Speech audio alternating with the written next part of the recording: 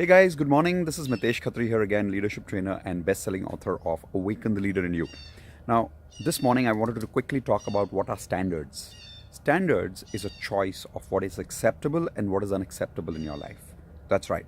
Standards is a choice of what is acceptable and what is unacceptable to you in your life. For an example, people have travel standards, right? Like, for an example, people would say that they will only travel in flight, they will not travel in train.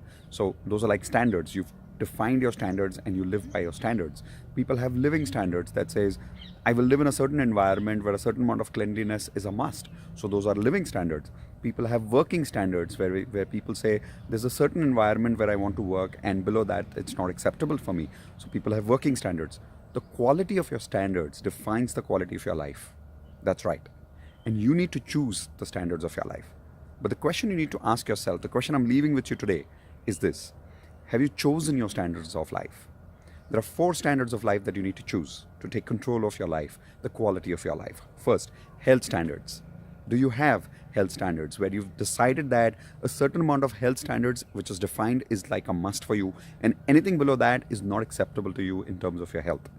Relationship standards. Have you defined for yourself how much happiness there needs to be in your life, in your relationships, and how do you define that happiness? Have you, so for an example, in my life, I say a certain amount of love, intimacy, humor has to be there. Certain amount of comfort has to be there in relationships. Otherwise, it's not acceptable to me to have that relationship below that standard. So those are relationship standards. Career standards, saying professionally, what are going to be my standards of performance in my working life? Below that, I'm not okay with my working performance, right? So those are professional standards. And finally, financial standards. What are your financial standards? How much do you want to make every month? How much do you want to save every month? How much do you want to spend every month? These are all standards, guys. If you choose the standards of your life, you choose the quality of your life. Does that make sense? All right. So think about that question and have a great day. Bye-bye.